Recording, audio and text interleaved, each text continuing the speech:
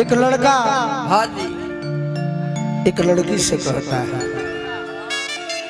कि अगर तुम्हें मारना है, हाँ जी अगर तोरा मुआवे के बानो हाँ तब हमारा पप्पो में भी गवा दे। हाँ हाँ अपना कोनो स्टेफनी से कह के हमारा पछूड़ा भी गवा दे, हाँ जी गोली मरवा दे, हाँ बाकी ताक जो ना तब हम गीत गौनी की मरही के बाटे तो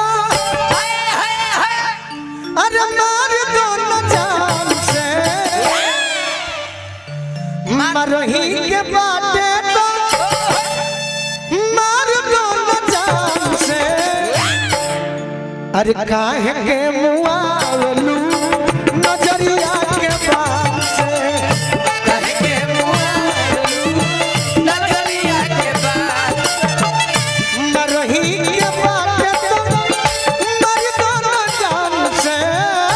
मरही के बाटे मार दो न जान से, मरही के बाटे तो मार दो न जान से। काहे के मुआवलू नजरिया के बात से, काहे के मुआवलू नजरिया के बात से, काहे के मुआवलू नजरिया के बात से। काहे के मुआवलू नजरिया के। आलोक भैया की ओर से बहुत बहुत आशीर्वाद। इसमें जो धुन है भैया कौन सा सेट करेगा? हमारे गुरु तुल भरत शर्मा जी गाए थे, विजय भैया। गोरिया चांद के अजरिया नियन गोर बारू हो, गोरिया चांद के अंदरिया दिया गोर बारू हो, तोहर जोड़ के हुलई के बेजोड़ बारू हो, तोहर जोड़ के हुलई हे बेजोड़ बारू हो। है। काहे के मुआवलू नजरिया के बात से, काहे के मुआवलू नजरिया के बात से। और का का घर से निकललू वाह वाह ले ले ले ये हमारा महाकाल बाबा की ओर से लाखों लाख रुपए के आशीर्वाद मिलल। वाह महाकाल भैया के बार बार प्रणाम करो।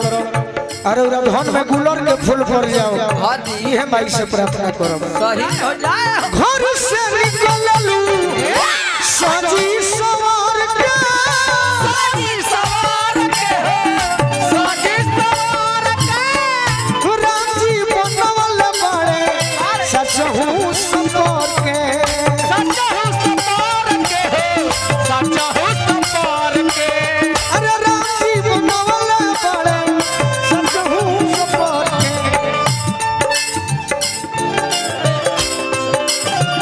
जय हो तू ही हुए सपना, हाँ ये सपना तू ही तो ऐसा सपना मिललू कि तारे के सभे जगले आँखें देख लेता। सही था बुद्धि फेल कइले बारू के कर ना ना ना ना ना ना ना ना। जय हो बुद्धि फेल कइले बारू बुढ़ावा जवान के, बुद्धि फेल कइले बारू बुढ़ावा जवान के। बुद्धि फेल कइले बारू हाँ एने बुढ़ावा बाड़े हाँ एने जवान बाड़े। सही था जी सर। वाह मुखिया जी के बेटा निखिल यादव जी 501 रुपए के आशीर्वाद दिले मैंने। जय हो अरे बुद्धि फेल कइले बारू, बुद्धि फेल कइले बारू बुढ़ावा जवान के, कहे के मुआवलू नजरिया के पास से। काहे के मुआवलू नजरिया के बात से, काहे के मुआवलू नजरिया के बात से। मैं तेरा दीवाना दीवाना, मैं तेरा दीवाना, नजर मिला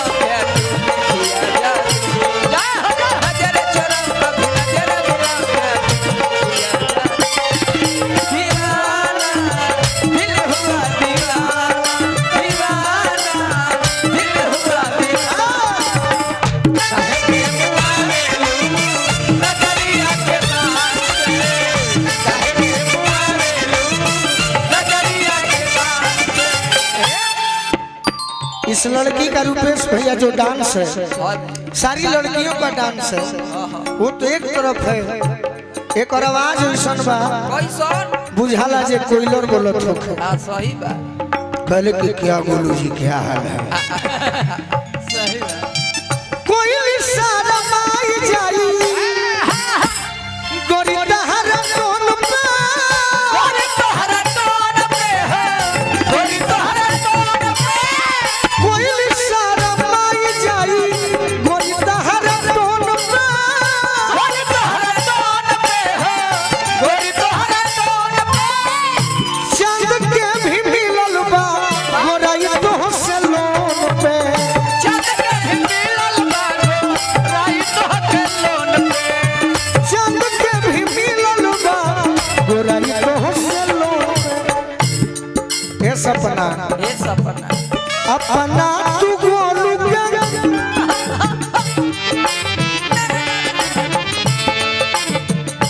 अपना तू गोलू के डोलावा जनी मान के वाह वाह कि अपना तू गोलू के डोलावा जनी ईमान के जाए हो एकदम हमार ना रिदम ना ना फास्ट 1 2 3 4 वाला हां जी त कहे के मुआलू काहे के मुआवेलू नजरिया के बात से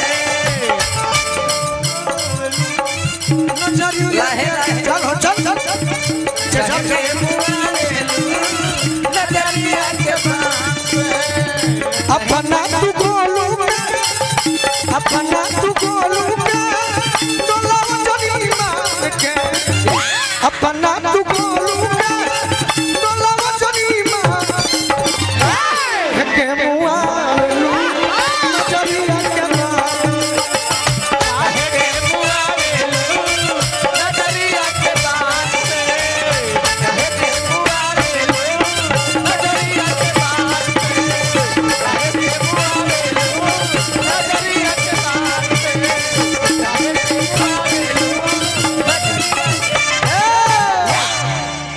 काहे के मुआलू नजरिया के बात